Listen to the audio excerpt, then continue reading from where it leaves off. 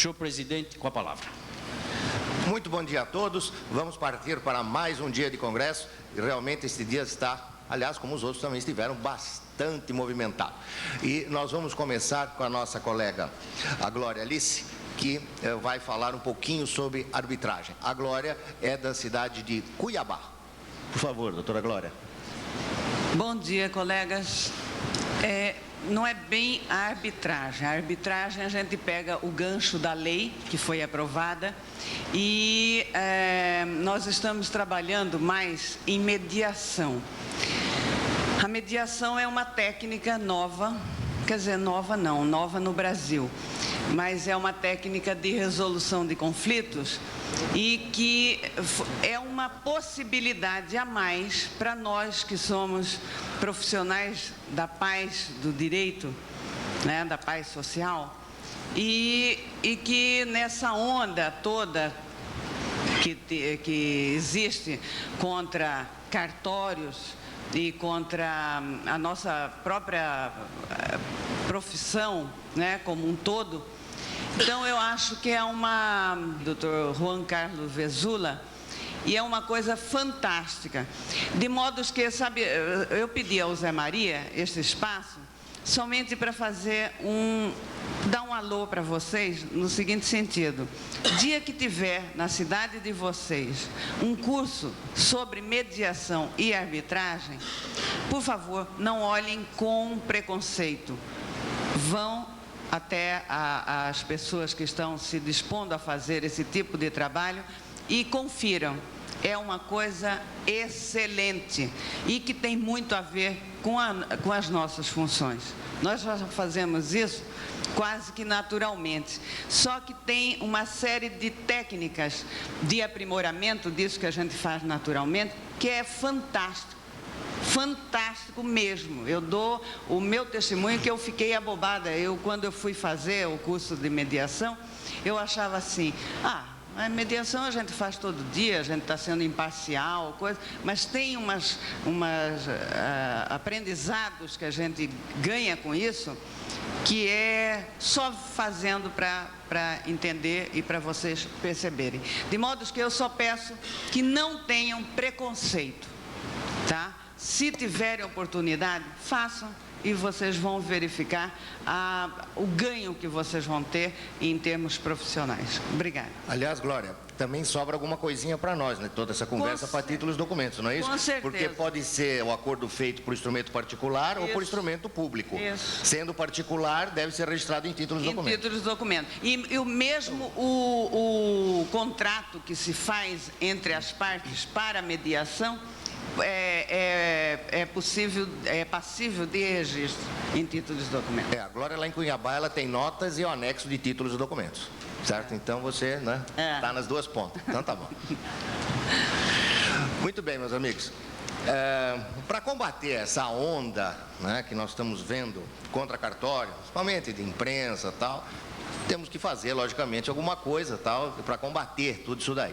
Eu acho que uma das coisas que nós podemos fazer, logicamente, é mostrar um bom serviço. Eu acho que é a primeira coisa que nós podemos fazer, certo? É mostrar que nós prestamos um bom serviço. E foi exatamente nessa linha que eu parti para conhecer a norma ISO 9002, certo? E depois de 10 meses de muito trabalho, nós conseguimos, o terceiro registro dos documentos, é o primeiro cartório do país a conseguir a certificação de qualidade ISO 9002. Veja, é uma coisa muito interessante. Eu comecei por uma coisa e depois, durante o processo, eu acabei vendo que nós tínhamos uma outra grande vantagem. E para cartório, a norma ISO, os senhores vão ver que é melhor do que para qualquer outra atividade. Porque ao implantar a norma, você praticamente joga o erro, tá? As possibilidades de erro a zero dentro do seu cartório. É incrível isso, certo? O ISO, ele não é punitivo. O ISO que quer que um erro que aconteça, que é pego, nunca mais este erro venha a acontecer. Então você veja, por exemplo, a General Motors fabrica automóvel, tá? Então tem todo aquele processo do carro. Na hora do carro sair, então é feita uma última verificação e às vezes o erro é pego ali. Então conserta-se o erro e tudo bem. No cartório, quando há um erro, os senhores melhores do que eu sabem, quando se pega, às vezes muito tempo depois de anos, às vezes você pega um erro, certo? E é muito complicado um erro em cartório, tá? Então eu só vou dar um pequeno exemplo que os senhores vão entender. Por exemplo, no setor de registro, tá? Os funcionários que batem carimbo. Então tem um contrato que ele tem que bater o carimbo de registro e mais um carimbo de referência ou de averbação. Digamos que ele bata só o do registro e esqueça de bater esse de referência ou de averbação. Bom, se este erro for pego por outro colega dentro do setor, é corrigido na hora e tudo bem. Mas se este contrato passa para o setor seguinte, digamos da microfilmagem, tá? E na microfilmagem é pego, né, porque é feita uma outra conferência, este funcionário que pega não pode simplesmente devolver o documento para o setor anterior para ser corrigido. Ele abre um processo interno de não conformidade. E por que isso? Para que ao voltar para o outro setor, né, abre o processo e volta para o setor. O funcionário vai ter que dizer por que ele não bateu o carimbo. Porque, digamos, ele não tinha conhecimento que tinha que bater aquele carimbo, ou porque ele já estava trabalhando mais de 8 horas e se distraiu, certo? E veja bem, eu volto a dizer, o ISO não é punitivo. Nós não vamos punir o funcionário. Nós só queremos saber por que houve o erro e evitar o erro. Ao abrir este processo, se o funcionário informar, por exemplo, que eu não sabia que tinha que bater. Bom, tudo bem. Então, isso vai para a administração, né? E a administração vai analisar, então, que aquele funcionário está precisando de mais treinamento. Não é que o funcionário é incompetente. A culpa, às vezes, é da administração, não é do funcionário. Ele não tinha conhecimento. Ou então ele estava trabalhando mais de 8 horas, então não pode o funcionário trabalhar mais que um determinado número de horas. Então, isto vai ser feito o quê? Uma ação corretiva, vai se corrigir isto e esse erro não mais vai acontecer. Se não for feito assim, o que acontece? Se o setor de microfilmagem pegasse e devolvesse, bate o carimbo aí. Ele batia o carimbo e o erro ia continuar acontecendo. E uma hora a microfilmagem também ia deixar passar e não se pegava mais. Certo? Eu estou dando um exemplo assim muito simples, mas há outros exemplos muito mais complicados. Certo? Então veja, para o início de toda da norma ISO, tá? Logicamente você tem que vender essa ideia para os funcionários. E com isso você une muitos funcionários. Tá? Tem que ter uma união muito grande entre a administração e os funcionários. Principalmente para eles começarem a abrir essas não conformidades. Que a primeira reação do funcionário é não abrir. Lógico, eu vou denunciar o colega. Tá? Mas com o tempo eles vão vendo que o problema é evitar o erro. Inclusive esse curso começa com uma pergunta. Né? O consultor que faz esse curso, a primeira vez que encontra com os funcionários, a primeira reunião com os funcionários, ele pergunta, fulano, quem paga teu salário? E a resposta vem, é a doutora Zé Maria. Ele falou, não é a doutora Zé Maria, é o cliente. A doutora Zé Maria paga enquanto tiver cliente. O dia que ele perdeu o cliente, você não recebe mais. Certo? E veja, e você falando determinadas coisas para o funcionário, tem uma certa reação. Né? Agora, vindo uma pessoa de fora, um consultor de fora, acostumado a trabalhar com empresa e falar determinadas coisas, aí o funcionário recebe bem melhor. Certo? Então, olha, atualmente o único cartório é o meu, mas o meu objetivo não é esse. Eu gostaria que muitos outros cartórios também fossem certificados pela ISO, certo? Tivessem a norma ISO 9002, porque inclusive nós fomos buscar, quem sabe para certificar, uma das empresas de certificação mais difícil, que é a DQS da Alemanha, tá? Inclusive foi a que fez a da Ford, Volkswagen, Fiat, BMW, Mercedes. Realmente, os auditores não são brasileiros, inclusive, falam português, mas não são brasileiros, certo? E eles são realmente muito rígidos. Então, olha, eu me coloco à disposição para dar qualquer informação, porque o pessoal que trabalhou comigo, os consultores, porque logicamente precisa ter uma consultoria, você não pode fazer isso por você. Tem que ter uma consultoria para te preparar para a certificação, certo? E este pessoal que trabalhou comigo já está trabalhando no 14º de notas de São Paulo, do Paulo Vanpré. Então vê que já estão aparecendo outros. Eu sei que o Volpe do Paraná, de Curitiba, por exemplo, também está às vésperas de receber o certificado. E eu recebi até semana passada um fax que diz o seguinte: caro colega, fiquei curioso a respeito de como proceder para a aquisição deste certificado. Poderia dar-me uma dica? Desde já, muito obrigado. Rodrigo de Oliveira Lobo, oficial do Registro de Imóveis da comarca de Joinville, Santa Catarina. Quer dizer, veja, eu acho que é por aí, minha gente. Eu acho que nós temos que mostrar que o nosso serviço já tem uma qualidade que pode ser certificado pelo ISO. Glória. Eu poderia perguntar para o nosso presidente se isso seria possível a nível nacional, assim, de um programa nacional de qualidade? Não tenha dúvida. Eu acredito, veja, que inclusive outros cartórios se interessando pela norma ISO, certo? E sendo certificados por várias certificadoras, certo? Não precisa ser a DQS. Eu acredito que agora a DQS até seja, quem sabe, a mais indicada, porque ela está entendendo do que é cartório, né? Você imagine o susto, né? Quando disseram, olha, tem um cartório aí para certificar. E falou, mas que raio que é isso? Como cartório? Aliás, eles não conhecem, até chegaram a pesquisar em outra certificadora, não existe no mundo inteiro nenhum registrador ou um notário que tenha certificação ISO 9002. Não existe. Quer dizer, não é que não existam bons, existem, mas ninguém até agora se interessou por isso, certo? Então, eu acho que começando, outros colegas também sendo certificados, então eu acho que... Mas sabe por que é a minha pergunta? Nós temos aqui no Brasil, eu falo isso porque eu sou mulher de um superintendente do SEBRAE. Nós temos no Brasil, a nível de programa de qualidade, o programa de qualidade que o SEBRAE faz. Isso é possível em todos os estados. Eu acho que nós mataremos 2 coelhos de uma só cajadada com o SEBRAE pelo seguinte: o SEBRAE tem uma representatividade muito grande, principalmente a nível de mídia.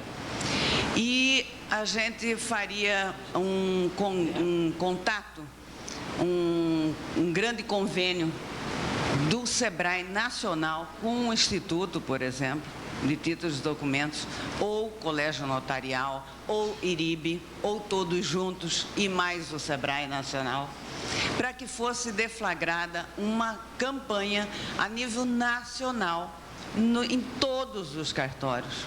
Não é? Porque, veja bem, Zé Maria, a minha preocupação constante, isso eu já fui presidente do Colégio Notarial em Mato Grosso, 10 anos, os meus colegas que aqui estão podem saber, eu nunca reivindiquei nada para mim pessoalmente, porque eu acho que um mandurinha não faz verão definitivamente. Então, se for Zé Maria em São Paulo, ótimo. Volpe no Paraná, ótimo. Não sei quem mais em São Paulo, não sei quem em Minas, tudo bem. Mas só que se for deflagrada uma campanha a nível nacional de qualidade, de qualificação de serviço notarial, junto ao SEBRAE, nós não precisaríamos nem mais fazer,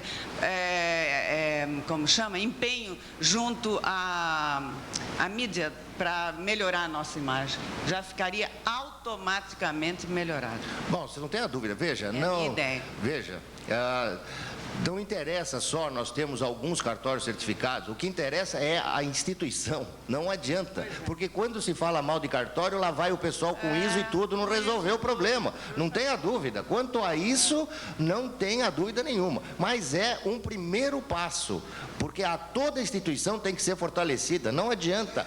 Outro dia fizemos uma reunião da Noreg em São Paulo, chegamos à conclusão que 20% dos notários e registradores atendem bem, quer dizer, 80% não atende. Quer dizer, não adianta fazer marketing, não adianta nada. Por quê? Não há marketing que resista quando o produto não é bom.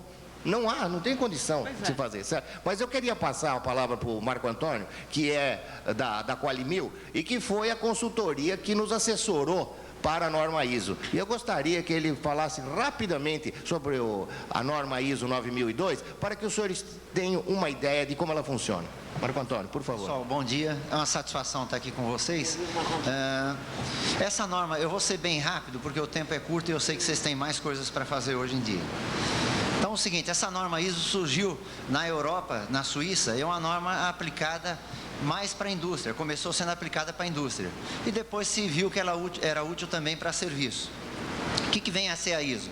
A ISO é uma organização que tem na Suíça que se destina a fazer normas técnicas para padronização de produtos na indústria. e se viu que na área de serviços ela serviria também. Então aqui nós já temos no Brasil hotéis, restaurantes, hospitais, um monte de empresas na área de serviços já certificadas. O que vem a ser a norma ISO 9000? É uma norma que traz uma série de exigências que voluntariamente a empresa interessada as cumpre. Cumprindo essas exigências, ela chama um organismo certificador.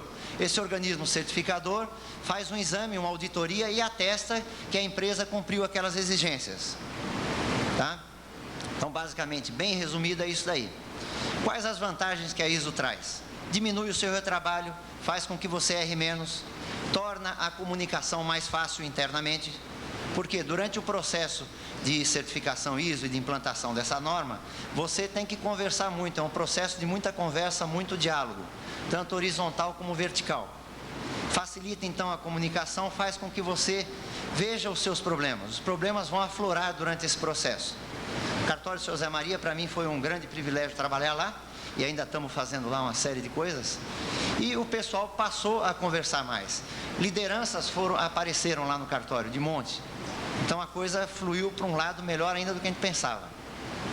O certificado ISO deve ser encarado como uma consequência de um trabalho realizado. O Seu Zé Maria, quando começou o processo, partiu para um processo de melhoria. O objetivo final não era obter o certificado. O certificado foi uma mera consequência de um trabalho que foi muito bem feito. Houve empenho da direção do cartório, então a coisa andou muito bem. As vantagens, então, em termos de marketing, apareceria muito bem para a classe que vocês estão debaixo de pancada de todo mundo, né? Então apareceria muito bem, e em termos internos, a melhoria seria muito grande. Agora, dá para implantar em tudo quanto é cartório? Dá. Mas para quais que a gente sente, sendo bastante sincero, eu conversei aí com uma série de pessoas ontem aí, os cartórios menores realmente é mais complicado. Por quê? O custo, isso tem um custo, mesmo que seja por Sebrae, ou que seja por um outro organismo, ou por consultoria independente, o custo é mais alto. A gente sente que para vocês, em termos aí de melhoria de imagem, poderia se começar, por exemplo, com os cartórios maiores, por exemplo, um em cada capital. Vocês já teriam uma melhoria de imagem grande. E esses cartórios maiores têm uma possibilidade melhor de arcar com esses custos. Tá? Os custos envolvidos são relativamente altos. Vamos dizer, cartório custaria, para mim é alto, né? Para vocês, para alguns cartórios aí pode ser até barato.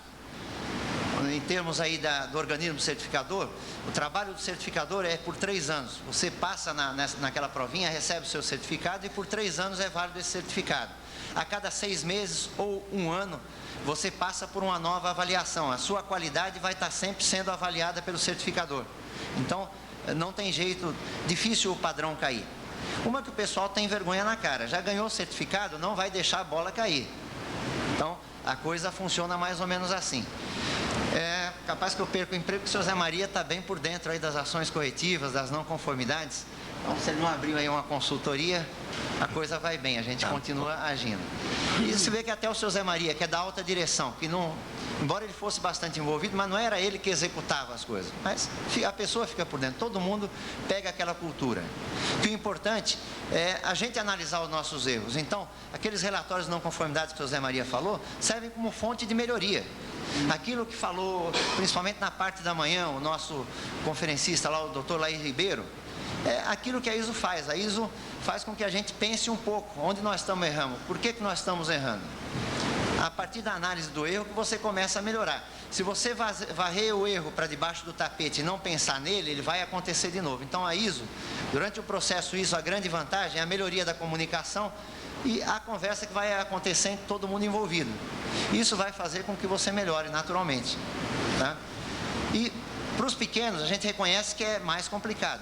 Uma certificação dessa de 3 anos, tranquilamente vai custar da parte do certificador, em torno aí, pode variar de R$8.000 a R$20.000, conforme o certificador que você escolha.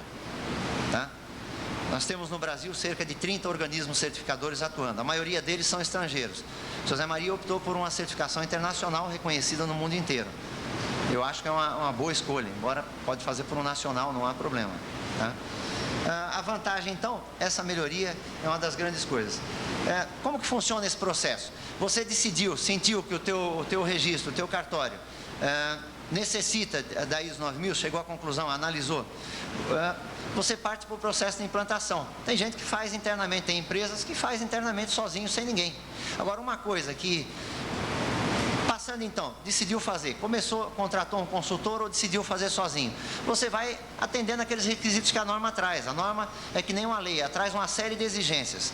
No atendimento dessas exigências, você vai abordar requisitos de compra de material, de treinamento de pessoal, de como o teu processo acontece.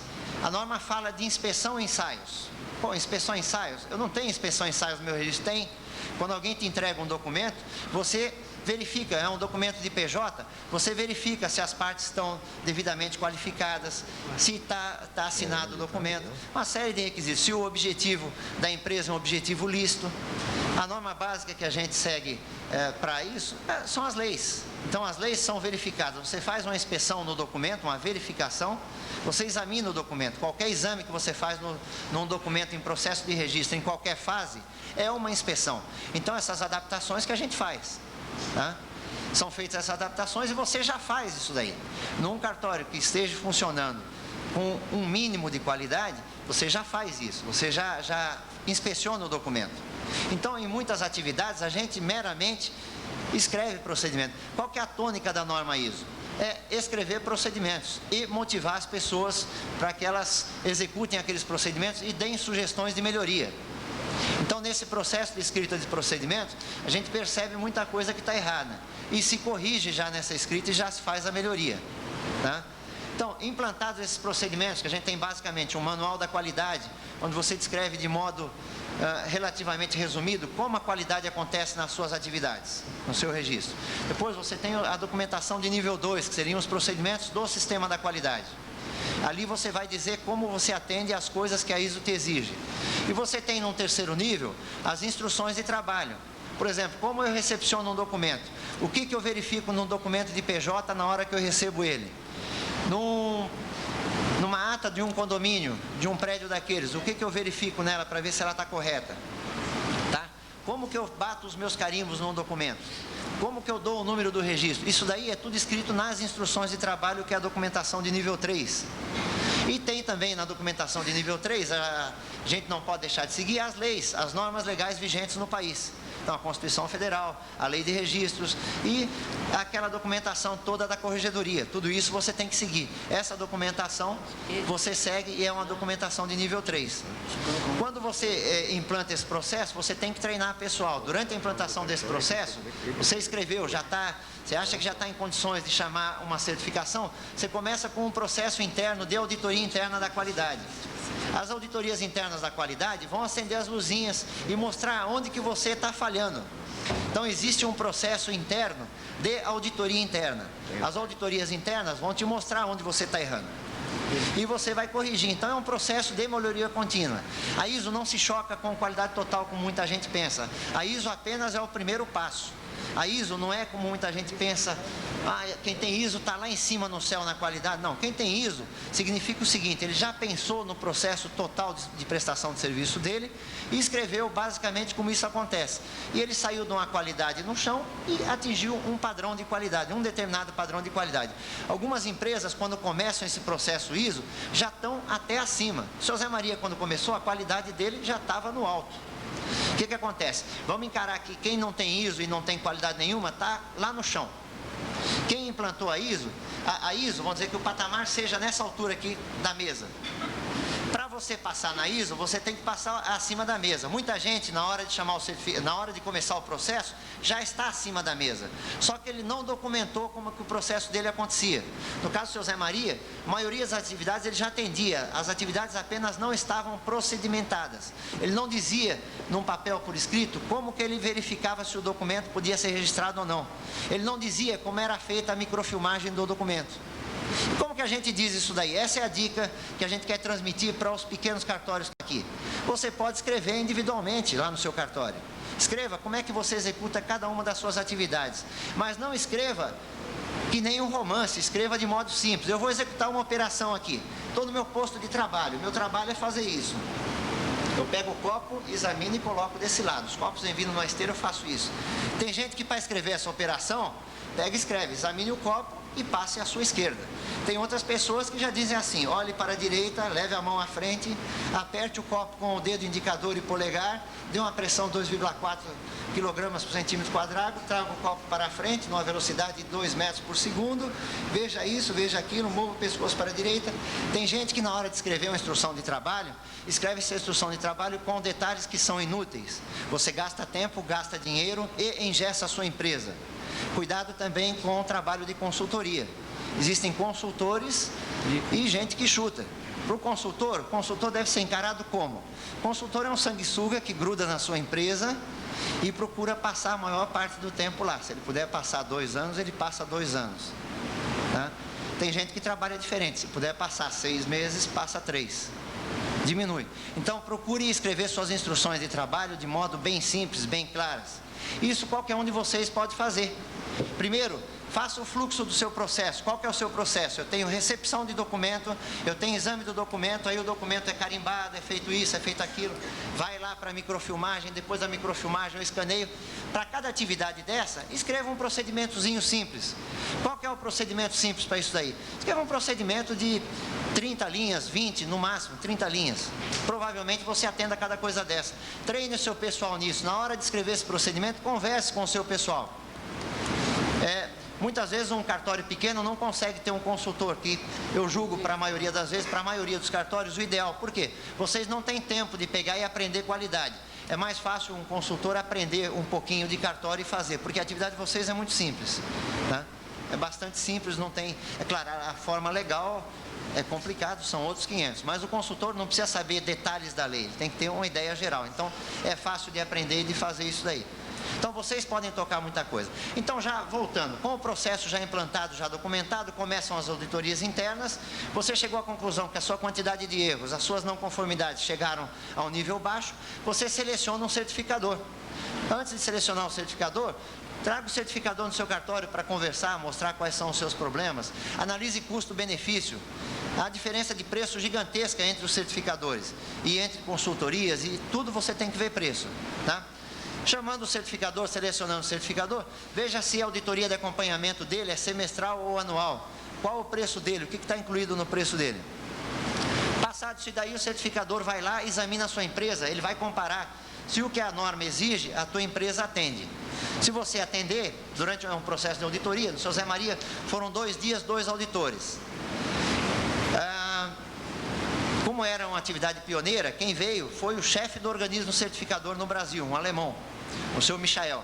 O Michael, por uma coincidência, ele é advogado na Alemanha, tal, formado na Alemanha, ele é advogado. Então, para ele foi interessante, ele queria ver porque é uma coisa totalmente diferente. Até hoje, o seu Zé Maria está colhendo louros disso daí. O pessoal reconhece e vê que aquela empresa que tem ISO 9000, há também aí uma certa confusão. Tem gente que pensa que quem tem ISO 9000 tem um serviço perfeito. Isso é historinha, isso é balela. Eu conheço empresas que têm ISO 9000 e o serviço não é bom. Agora, a chance de ser bom com ISO 9000 é muito maior. Já é meio difícil a empresa que tem a ISO 9000 ter um serviço ruim, mas existe. Por quê? Implantou a ISO 9000 de um jeito errado, implantou só para marketing, não implantou com aquela intenção de melhorar a qualidade do serviço.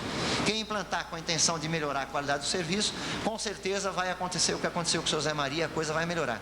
Então, na hora da certificação, o cara tem que atingir o patamar da mesa. Muitas vezes, na hora que você chama o certificador, você já está lá acima. O seu Zé Maria já estava muito acima. Tem empresa que passa a mesa mais um dedinho, e tem empresa que na hora da certificação está 1 metro acima da mesa. Tem empresa que já está próxima já da qualidade total. Então não há choque entre qualidade total e ISO 9000. A ISO 9000 é um primeiro passo para a qualidade total. Na qualidade total você tem que escrever rotinas de trabalho e em cima dessa rotina fazer girar aquele ciclo da qualidade. Tá joia? Eu vou tomar a liberdade de me colocar à disposição. Quem tiver alguma dúvida sobre essa parte de ISO 9000, mesmo não precisa dizer nada de implantação não. Você quer saber alguma coisa a mais sobre ISO 9000, sobre qualquer coisa? Escreva para o Instituto e a gente, através do Instituto, responde os questionamentos. Como eu faria para fazer tal coisa? Pergunta técnica que você quer fazer. Essa dicasinha de como escrever uma instruçãozinha de trabalho, a gente pode pegar e, através do Instituto, mandar dicas dessas para vocês. E vocês têm condição de fazer muita coisinha. Agora, outras coisas já é mais complicado. Dependendo do tamanho, é mais complicado. Tá? Cartórios Cartórios que tenham outras atividades também dá para fazer, não há problema. Cartório que tenha, por exemplo, ele tem títulos e documentos, tem notas, tem imóveis. O que você faz para economizar recursos? Implanta primeiro em títulos e documentos, que a documentação básica, manual da qualidade e documentação de nível 2 vai ser muito parecida. Você faz depois um aumento de escopo, sai muito mais barato do que querer fazer nas 3 ao mesmo tempo. Esse processo, quanto demora? Demora dependendo do tamanho do seu cartório, demora dependendo de quem está implantando. Tá? No seu Zé Maria a gente previa um tempo de 8 a 10 meses. Deu para fazer num tempo até um pouco menor. Eu fui lá várias vezes apenas para conhecer. Começou, na verdade, com 10 meses, que ele pôs gente já para fazer curso. Então, o interessante também é, antes de você contratar alguém para fazer um serviço no seu cartório, aprenda o que é ISO 9000.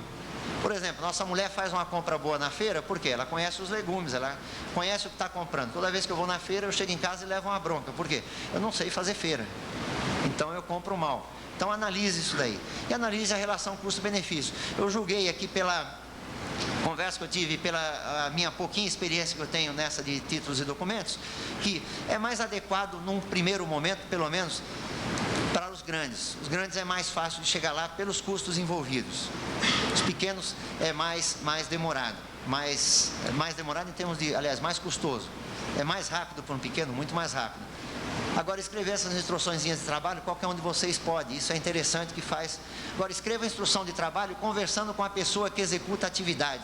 Esqueça a tua experiência que há 30 anos atrás, você carimbava lá os documentos e você fazia. Não, já está meio afastado. Converse com a pessoa que faz sente maior, sabe qual é a maior dificuldade em executar as coisas. Tá? A gente se coloca à disposição através do Instituto para alguma coisa. Se alguém tiver alguma pergunta, eu já esgotei meu tempo aqui, se alguém tiver alguma perguntinha, quiser fazer, no intervalo aí, eu vou estar por aqui hoje, durante o dia, ou mesmo agora. Joia, a gente está à disposição aí, obrigado pela paciência.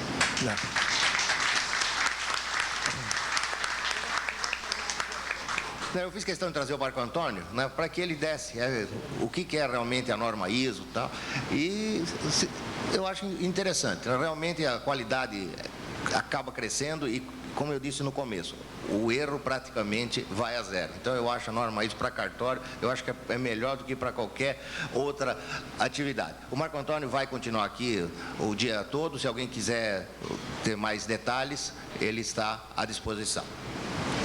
E agora nós vamos passar a palavra para a doutora Aleia, presidente da NOREG, certo? Que vai dar um pequeno relatório, né, das atividades da NOREG, dos problemas. Aliás, o problema que não falta na NOREG é um resumo, viu, Léo? Porque senão nós não saímos daqui hoje. Com a palavra, doutora Léa. Pega lá aquele microfone lá, o Marco Antônio. Entregar aqui para o Marco Antônio a nossa lembrancinha deste congresso. Obrigado. Obrigado. Não dá?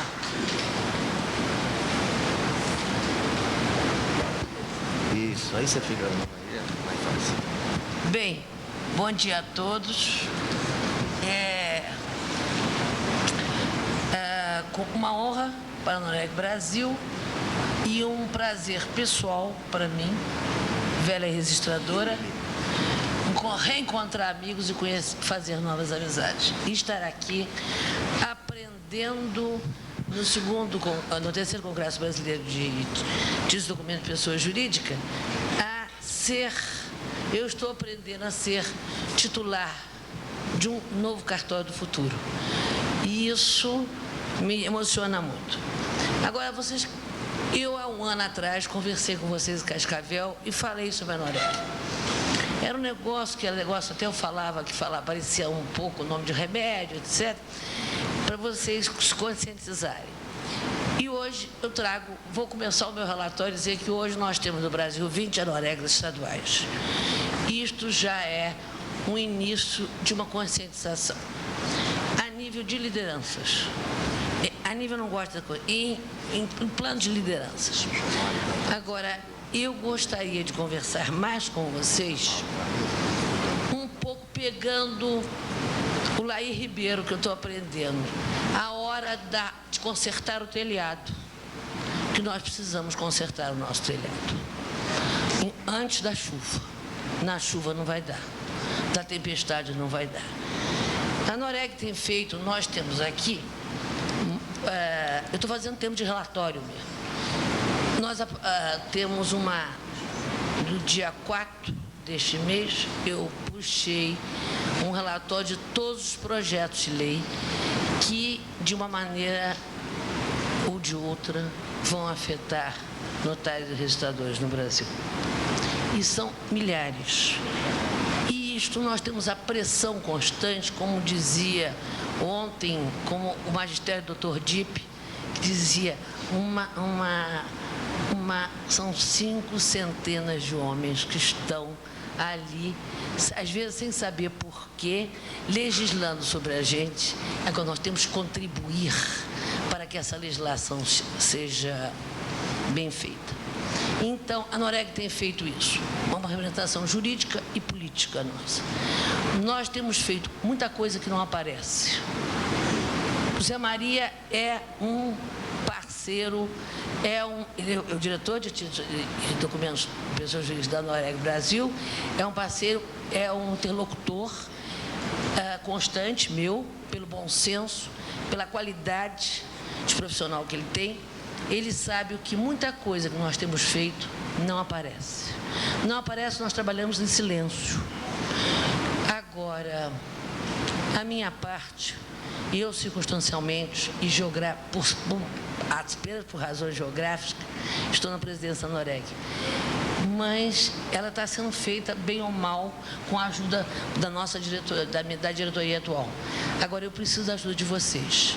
E a ajuda de vocês é começar a mexer no telhado. No Congresso Regional do IRIB, eu pedi aos colegas que eliminassem fila. Por exemplo, eliminar fila. Vamos eliminar a fila. A fila é o nosso antisserviço. Vamos limpar os cartórios. Eu não estou procurando ISO ainda não, estou pedindo só para limpar o cartório, varrer o cartório. Porque tem entrado em cartórios imundos. O ISO é coisa que todos nós vamos perseguir, mas vamos começar de baixo. Então, isso que eu quero pedir a vocês. Vamos começar a procurar uma excelência, porque os que estão na direção da Noreg vão se beneficiar disso, isso beneficia todo mundo. Agora, nós precisamos de união. Não adianta 10, 12, 20 colegas só trabalharem. Precisamos do trabalho de cada um. De cada um. Não adianta o Germano, o Sherman, o Nas, fazer a melhor em cada estado. É preciso que cada um se conscientize que o usuário é o nosso patrão. Então, é para o usuário, para o utente do nosso serviço, que nós temos que nos dirigir. O patrão, aliás, hoje de manhã, no café da manhã, com 2 colegas, eu perguntava quem é teu patrão? Um me disse, é o usuário. Outro disse, a Corregedoria de Justiça. Não, o teu patrão é o usuário. Bom, então eu vou resumir mais ou menos o que a Noreg fez. Além dos convênios com o Ministério do Planejamento e de Orçamento, nós acompanhamos a lei de protesto, que saiu, e eu acho que saiu muito boa. Temos acompanhado cada projeto, inclusive esse que foi ontem, subiu ontem para a sanção presidencial, Sistema Financeiro Imobiliário, e procuramos assessorar o governo e as lideranças parlamentares na parte técnico-jurídica da nossa atividade, porque é muito difícil eles mensurarem que alguma coisa pode modificar dentro da nossa sistemática por uma expressão incorreta.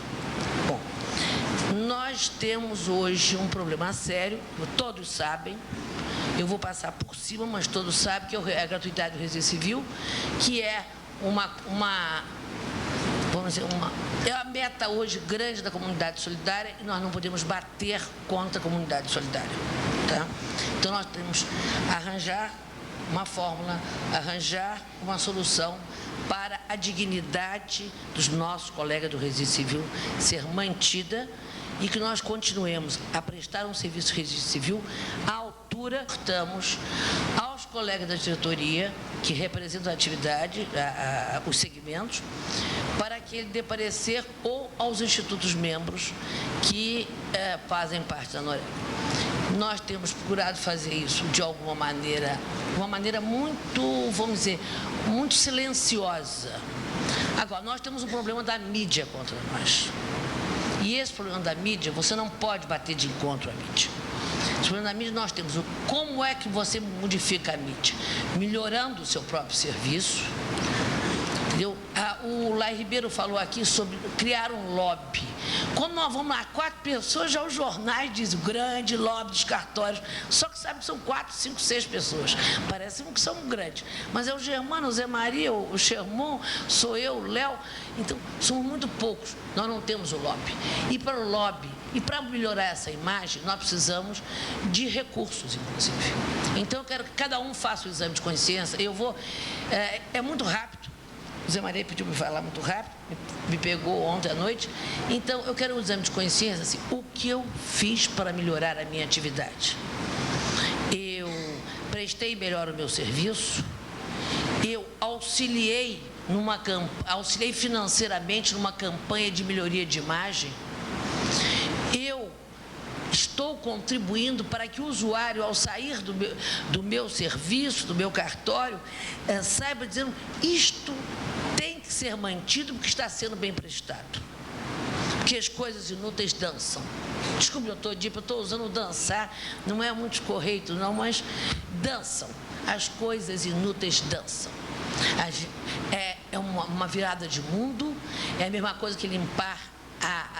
O mundo está mudando, nós temos que mudar. É como se a gente mudasse de casa, fizesse uma mudança e visse as coisas velhas, vamos jogar fora. Então eu peço a vocês o seguinte, não nos joguemos fora. Eu quero dizer sempre que eu estou na maior felicidade. O Zé Maria sabe, eu fui das primeiras a saber sobre o ISO 9002. Eu tenho a maior felicidade, Zé Maria, ter conquistado, ser um brasileiro a ter conquistado mundialmente, primeiro a conquistar no nosso segmento, nas nossas especialidades, o ISO 9002. Eu acho que o Zé Maria merece. O Zé Maria, eu vou falar agora um pouco para os pernambucanos, o Zé Maria é o engenheiro do título de documentos da pessoa jurídica, ele deu uma nova feição. Aí eu me lembro do João Cabral de Melo Neto, que é poeta pernambucano, que ele diz, o engenheiro sonha coisas claras, um poema dele antigo.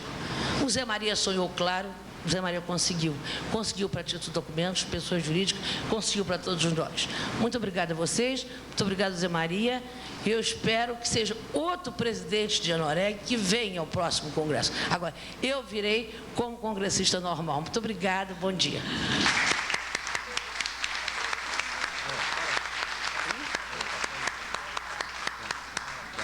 Quero agradecer imensamente a participação da doutora Leia, quero que ela leve também uma lembrancinha do nosso congresso e quero passar uma lembrança também para a nossa amiga Alice. Certo? Obrigado. Bom, meus amigos, vamos agora partir para a palestra, a primeira palestra do dia de hoje, que está a cargo do Dr. José Ferreira Gouveia, que vai falar sobre notificação extrajudicial.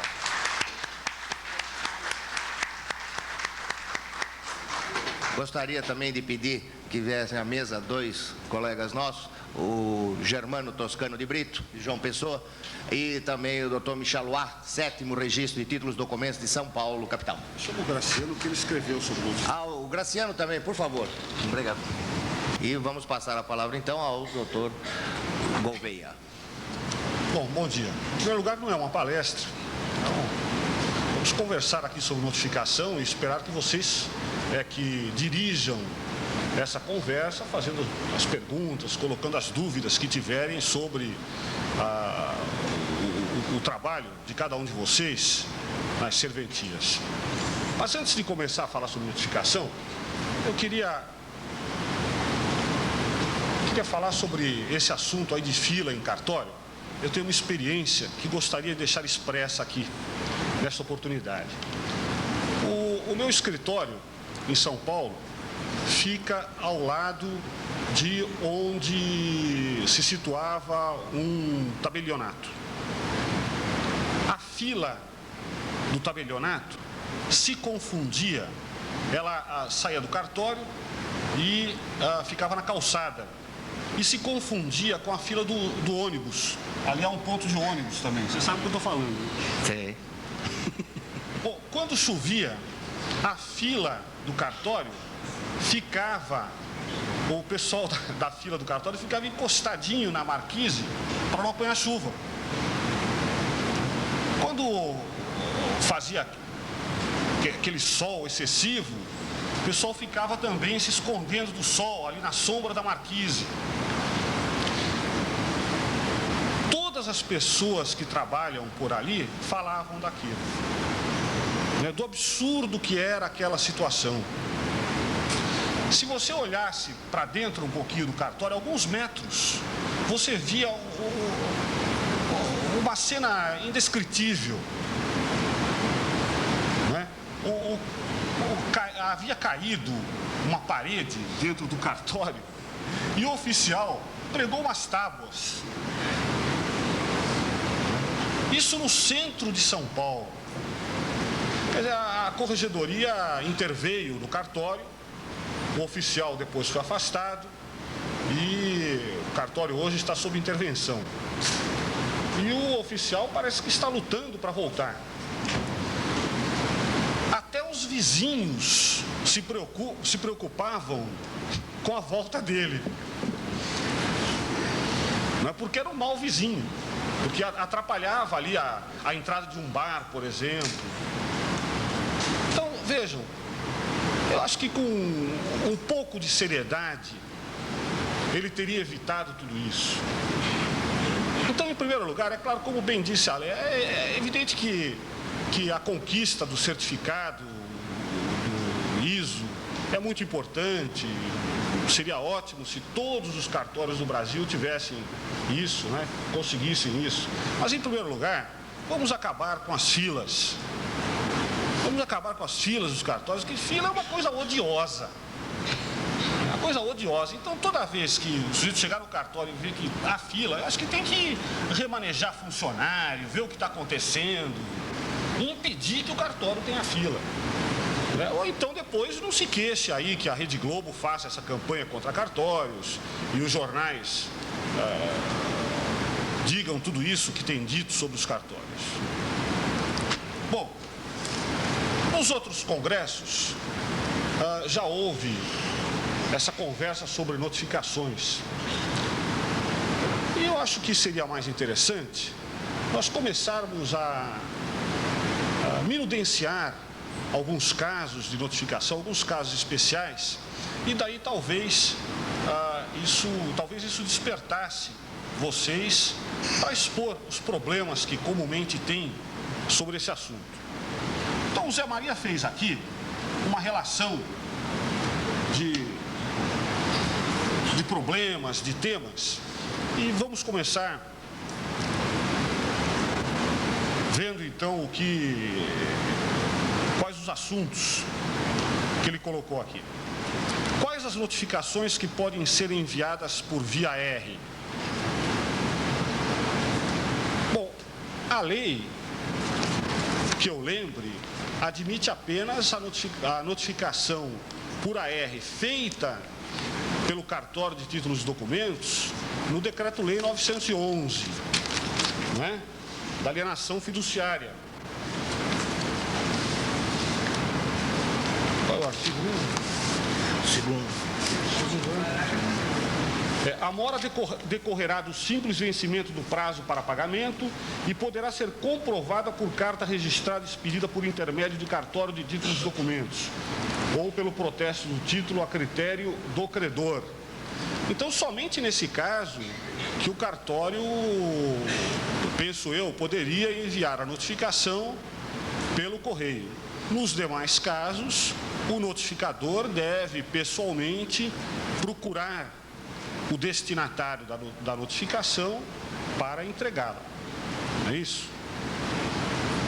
Tá certo ou não? Concordam? Bom, veja bem, deixa eu agora começar.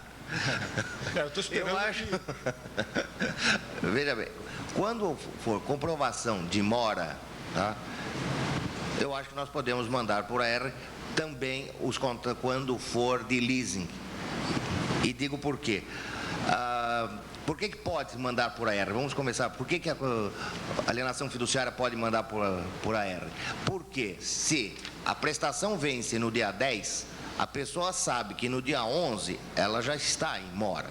A notificação não vai levar novidade nenhuma. Ela já sabe.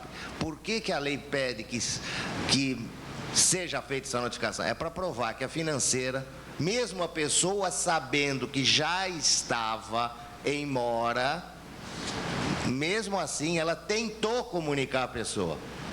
É para comprovar, não é para provar, é para comprovar, comprovação de mora. Então,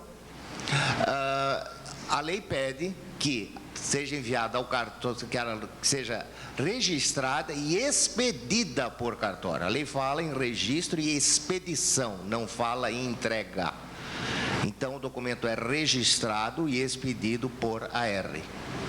Então, nós podemos fazer. E eu acho que o leasing, então, está exatamente na mesma condição, porque a pessoa tem que pagar todo dia 10. No dia 11 ela já sabe que está atrasado. Aí a empresa de leasing manda, ó, só está atrasado. Eu acho que é a mesma situação. Então, eu acho que o leasing também está no mesmo pé da alienação fiduciária. Não sei se vocês concordam, mas é a minha posição.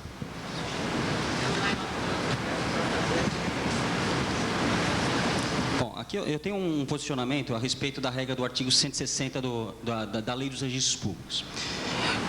Não me parece, data vênia, que a norma do artigo 160 ela seja peremptória, no sentido de que as diligências devam ser executadas pessoalmente pelo oficial do registrador ou por seu preposto. Até porque, além de não indicar expressamente que assim seja feito, também não proíbe que o seja por outra forma. Eu escrevi alguma coisa sobre esse assunto, né? E eu vou me permitir fazer a leitura bem rapidamente daquilo que eu penso sobre o assunto.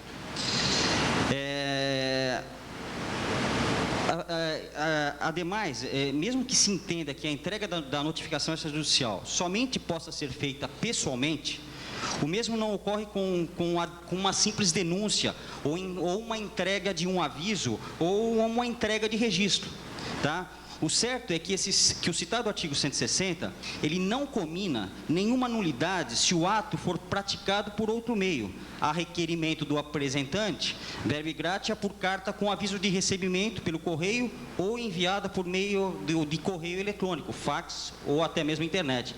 Então, eu acho que há de se distinguir as notificações que efetivamente devam ser feitas pessoalmente, daqueles atos que você simplesmente vai simplesmente dar um aviso, tá, de algum ato praticado. Tá? Então, eu acho que, em se tratando do artigo 160 da Lei dos Registros Públicos, não me parece que todas as notificações devam ser feitas pessoalmente pelo oficial notificador ou pelo registrador. Bom, em São Paulo aconteceu o seguinte: recentemente, os registros de títulos e documentos de São Paulo fizeram um estudo e enviaram à Corregedoria Geral uma proposta para a alteração das normas de serviço da Corregedoria. E essa proposta previa a realização de notificações pelo correio, se baseando principalmente na alteração feita recentemente pelo Código de Processo, no Código de Processo Civil, e pela qual se passou a permitir a citação no processo civil pelo correio. Mas a Corregedoria Geral, em princípio, acolheu essa ideia, e pelo que se sabe, até houve um parecer favorável à adoção do sistema de notificação pelo correio, a notificação pelo registro de títulos e documentos feita pelo correio, mas depois voltou atrás, porque ele ficou vencido e que o tribunal entendeu que esse tipo de notificação era ilegal.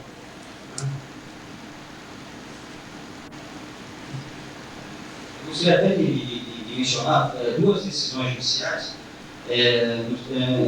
no sentido de que quando a lei ela não prescreve determinada forma, quando a lei prescreve de determinada forma sem combinação de nulidade, o juiz considerará válido o ato ser realizado de outro modo e alcançar a finalidade.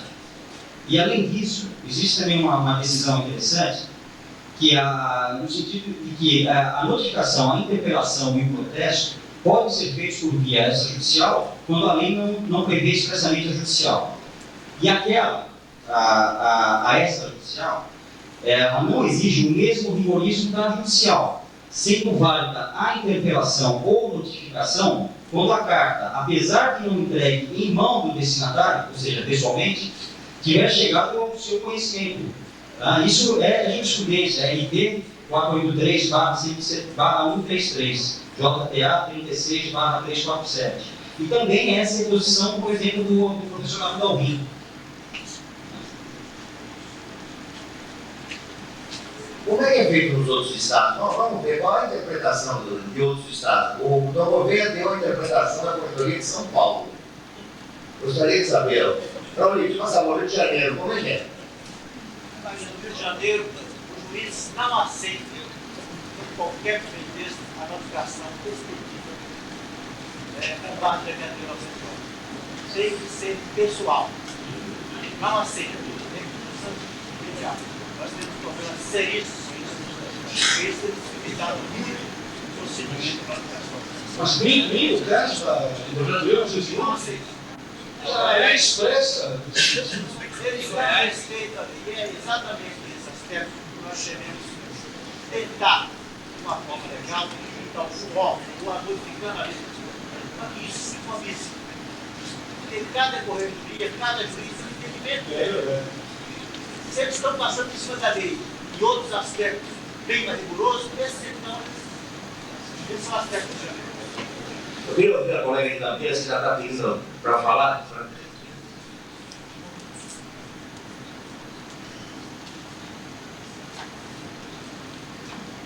Lídia Cabral, do primeiro registro de Campinas. O que eu queria colocar é que os corregedores de Campinas, alguns não aceitam notificação por AR. Por quê? Eles entendem que a pessoa, o destinatário, é que deverá receber o AR. A maioria das vezes são outras pessoas. E a minha pergunta: vários bancos financeiros, eles formulam um requerimento solicitando a notificação por AR, cobrança de outras prestações que não alienação, por analogia ao decreto 911, para agilizar o procedimento interno do banco. Bom, gente, eu acho que aqui nós temos que fazer uma separação. O que nós podemos fazer e o que nós não podemos fazer. Eu acho que nós temos que nos ater a isso. Se a financeira, a empresa de leasing, pede e se passa a notificação desta maneira, ela está assumindo o risco se o juiz vai aceitar ou não, porque ela também já sabe se o juiz aceita ou não. Na realidade, o que eles querem é receber. Então eles mandam por AR, é uma notificação rápida, a pessoa recebe, vai, paga, acabou o problema lá. Certo? Não é que, bom, o juiz não aceita, então nós não vamos fazer. A lei permite que se faça e nós devemos continuar fazendo. A financeira sabe que o juiz pode ser que não aceite. Ué, lógico que sabe. Agora, o que eles querem? De 100% das notificações que são enviadas, 90% vai lá e paga. É que é um protesto. De 100% de títulos que entram no cartório, 80% não paga. Nós estamos funcionando como protesto, na realidade. Porque, inclusive, o decreto-lei 911, de comprovação de mora, pode ser feita como? Pelo protesto ou por notificação registrada e expedida. Então, nós não temos nada a ver com o juiz para aceitar ou não, porque ela sabe disso. O que ela saber se nós podemos ou não podemos. Eu acho que nós podemos fazer. problema da financeira, se vai aceitar ela para frente ou não. O que pode acontecer, e o que geralmente as empresas de leasing fazem, por isso que eu acho que leasing nós não temos problema de fazer, é que eles mandam 100 notificações, 90 vão lá e pagam, as outras 10 voltam e eles pedem que faça por oficial. Entendeu? É isso que acontece. Porque ele sabe se entrar, né, para executar um contrato de leasing com uma notificação feita por aéreo, pode ser que o juiz não aceite. Mas aí 90% já resolveu. Eu acho que nós não podemos entrar no mérito se o juiz vai aceitar ou não. Nós não estamos enganando ninguém. Mais do que ninguém, o jurídico das financeiras não sabendo que aceita ou não aceita. De qualquer modo, acho que, dada essa celeuma, o Instituto deveria patrocinar um anteprojeto de lei a ser encaminhado ao Congresso, revendo esse dispositivo sobre notificação, acrescentando aí alguns parágrafos que regulassem melhor a notificação pelo título de documento. Inclusive, quando fosse pessoal, prever a hora certa.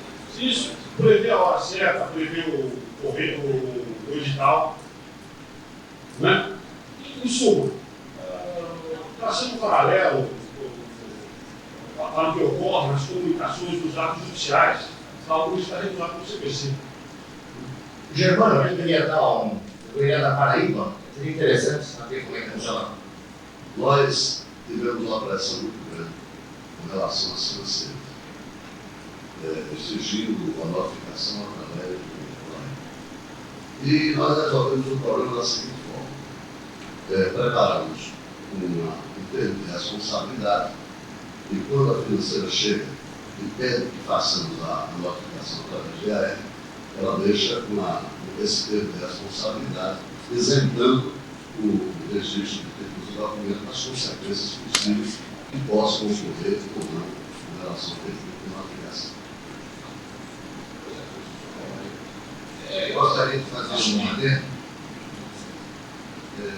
Como bem disse a nossa colega de Campinas, não é o simples fato de que alguém nos requeira e assuma a responsabilidade, como o Germano acabou de dizer, que vai nos permitir aceitar qualquer coisa. Porque nós não podemos nos esquecer que nós temos também a responsabilidade pelo ato que praticamos. Então, vem um leigo, um gerente do banco, cujo objetivo maior é só o resultado, eu acho também que nós temos que nos resguardar e não cometer atos impensados. Então, a minha posição é de que a gente agisse com cautela nessas notificações procedidas por aéreo. Eu penso o seguinte, eu reitero a minha posição. Acho que não se deve fazer. Agora, se resolver fazer, então que se tome essa cautela, que é o curso de tomada. De pedir ao notificante uma declaração de que está ciente. Bom, no decreto-lei 918 ninguém tem dúvida, né? E do leasing também eu não vejo dúvida. Parece que agora estamos entrando em outro tipo de notificação. Certo? Outro, não é isso? Então, veja, alienação fiduciária e leasing parece que estamos de acordo que podemos fazer por aéreo sem problema. Agora, estamos falando de outro tipo de notificação, certo? Qualquer comunicado com uma pessoa jurídica, ela passa com uma outra pessoa jurídica relativa a um contrato, a um negócio. Então ela chega e fala, eu não quero o pessoal, só manda por aéreo. É isso que nós estamos falando agora, hein? Não vamos confundir as duas coisas. Alienação fiduciária e leasing nós podemos fazer, não vejo problema. Agora, se qualquer outro assunto, né, chegar uma notificação e falar, olha, eu não quero o pessoal, o senhor manda por aéreo. É isso que nós estamos conversando agora, se é possível fazer ou não. O doutor Medeiros, quarto de São Paulo, capital, gostaria de falar. Por favor, doutor Medeiros, o microfone para todos os outros, por gentileza. José Augusto Medeiros, do quarto registro de São Paulo. Eu acho que nós precisamos estar muito claros com o que nós estamos discutindo, porque isso é muito sério. Nós temos que prestar bons serviços, o cliente exige um resultado. Eu acho que a notificação é o tipo de serviço que o cartório de imóveis vem prestando que tem a maior demanda possível. hoje em dia quase impossível, nas relações de negócio que existem, você ir para a justiça, que está atolada, agora, por esse meio se resolvem inúmeras questões que deixam de ir para a justiça e que se resolvem no campo simplesmente extrajudicial. É evidente que o cartório, que é o nome antigo, tem ainda uma força extraordinária.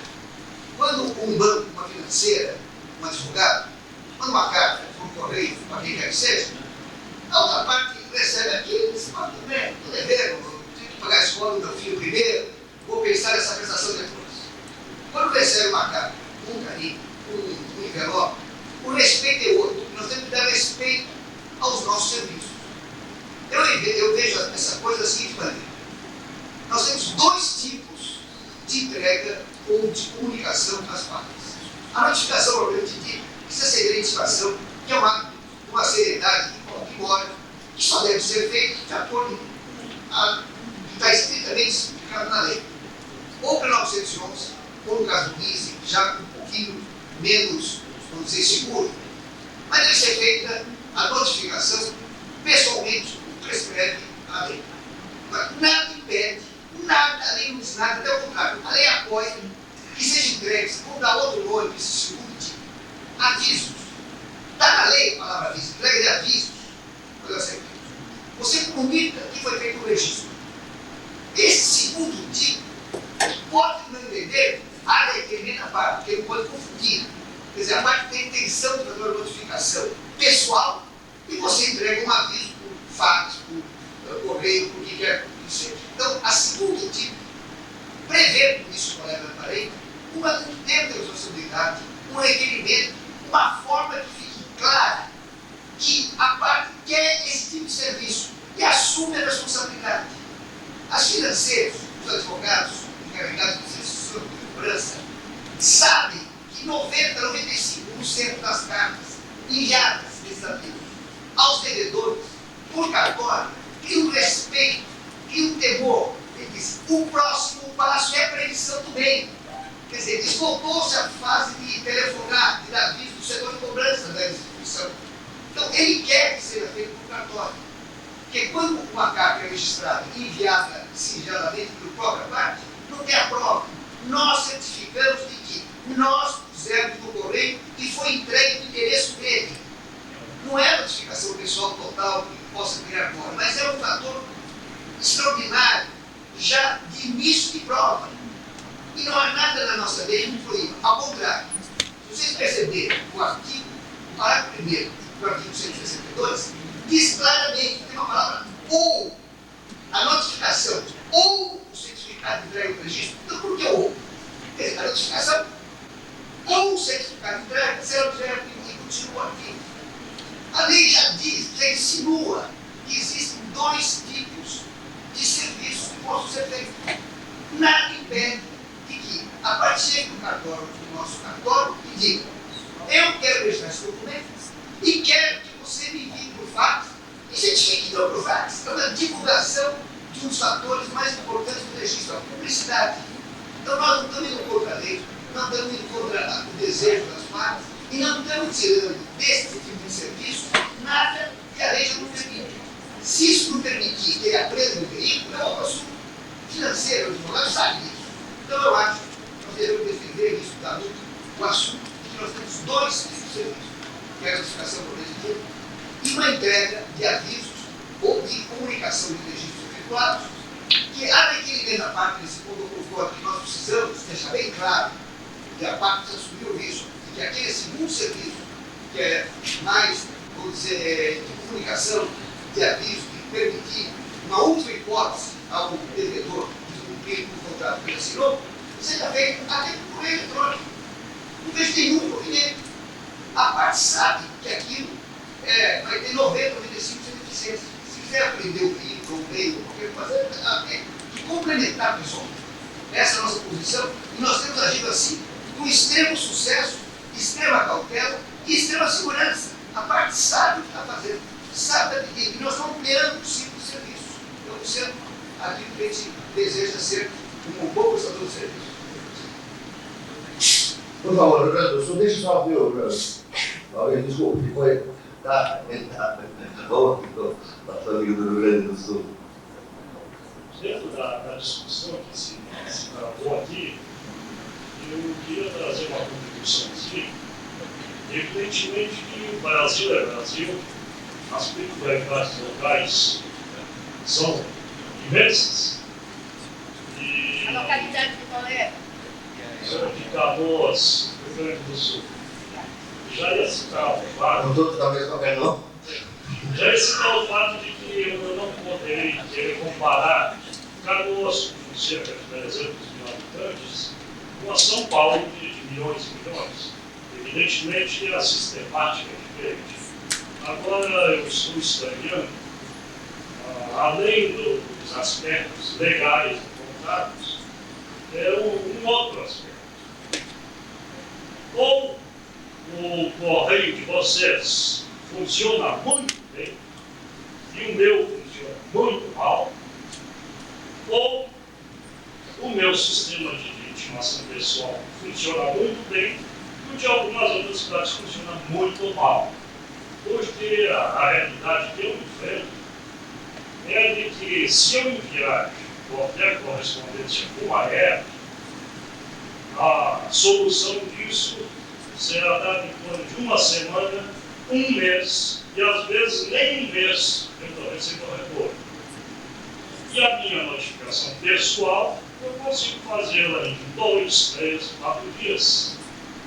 Então, a parte de todos os aspectos legais levantados, acredito que, guardadas, evidentemente, as proporções e as peculiaridades, acredito que, além de nós praticarmos um ato pessoal, com toda a garantia, e que vai nos dar um relevo especial ao nosso serviço, mesmo porque se nós começarmos a apelar para serviço interno para R, amanhã depois ficará muito mais fácil para as financeiras, ou que for, começar a fazer as entregas pessoais, as entregas através da R, dispensando os nossos serviços. Então, o reparo que eu queria fazer é exatamente esse.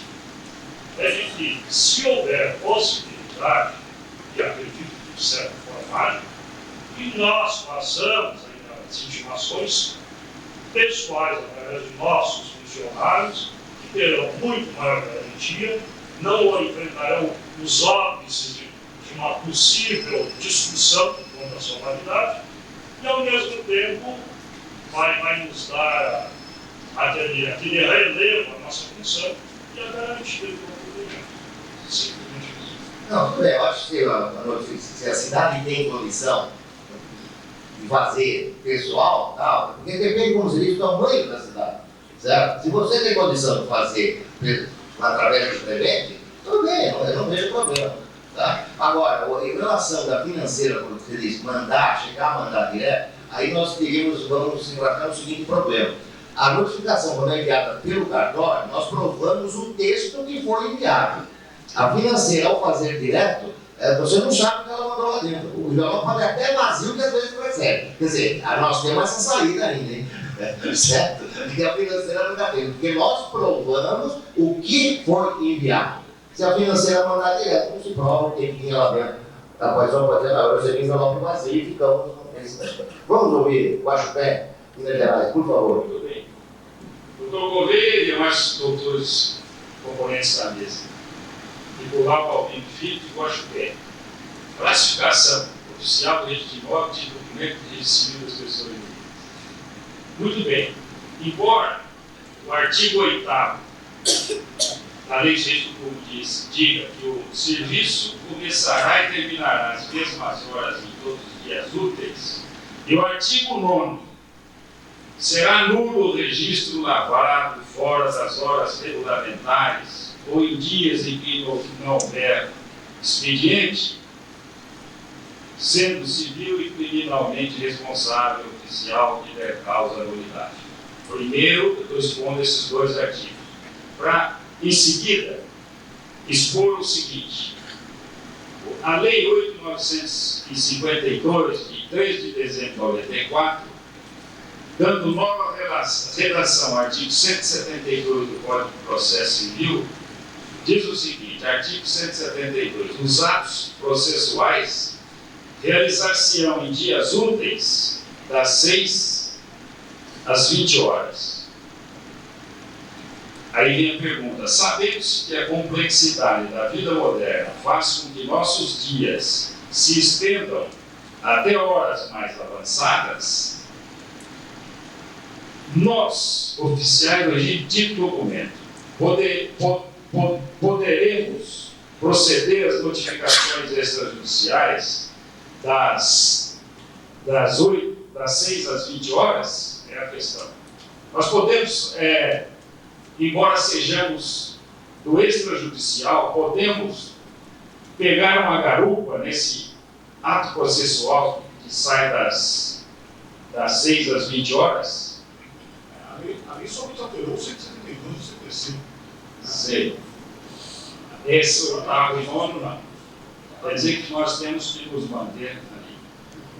Outra questão agora para eu ver. A minha cidade, Guaxupé, dista 9 quilômetros de Guaranésia. Há um empresário domiciliado e residente em Guaxupé que tem uma empresa em Guaranésia. Ele sai às 6 da manhã de Guaxupé, vai para a empresa dele, e só volta depois das 19 horas para Guaxupé. Como é que eu fico para notificar esse cidadão? Além de registros públicos, o senhor não pode pedir. Não, estou ouvindo. Além de registros públicos, o prefeito, o senhor pode pedir a outro oficial que pratique o ato. Né? Que não seja. Sei. Aí eu teria que. Isso eu sei. Não tem outra saída. Isso. Eu não posso. É mais fácil do que, às vezes, algum trajeto dentro de São Paulo. Eu vou, nesses 9 quilômetros, eu vou em 12 a 15 minutos do cartório à empresa dele. Digamos 15 minutos. Não posso fazer isso. Não posso entrar na jurisdição. Tá bom. Em Cuiabá, nós temos uma experiência dessa. Comarcas que são limítrofes Sim. e podem se comunicar com a Cuiabá tem. Há um dispositivo novo do Código de Processo Civil nesse sentido. Mas eu acho que aqui já apenas os atos judiciais, não os atos extrajudiciais. Entendi. Certo. Doutor Gouveia, aqui, as notificações de acordo com a Corregedoria de São Paulo, eu digo que isso é importante. Os cartórios de documentos para fins de notificação poderão convocar o notificado por carta, o aviso de requerimento, a comparecer à serventia para tomar ciência dos termos da notificação no prazo de 3 dias. Bom, isso aí não se discute. A gente tem usado. Mas tem uma particularidade, às vezes pode servir para os senhores. Eu tenho que notificar um médico, isso eu só não vou dar o nome. Ele fez um contrato de leasing, digamos assim, com uma empresa, e ele vive inadimplente. A minha funcionária autorizada a fazer notificações chega ao consultório desse médico, pede licença rapidamente. Podia falar com o doutor um segundinho. Você pode falar um segundinho, só que você tem que pagar R$70 da consulta dele. Não, são particularidades que são interessantes, por isso todo mundo está achando interessante. Então, a minha funcionária, eu não vou ganhar nem R$20 para fazer a notificação, eu vou tomar um prejuízo de 50, porque custa 70. Bom, se mandar o AR, ele não dá confiança, ele já tem. Eu posso fazer no jornal local, botar um aviso, registro de documento.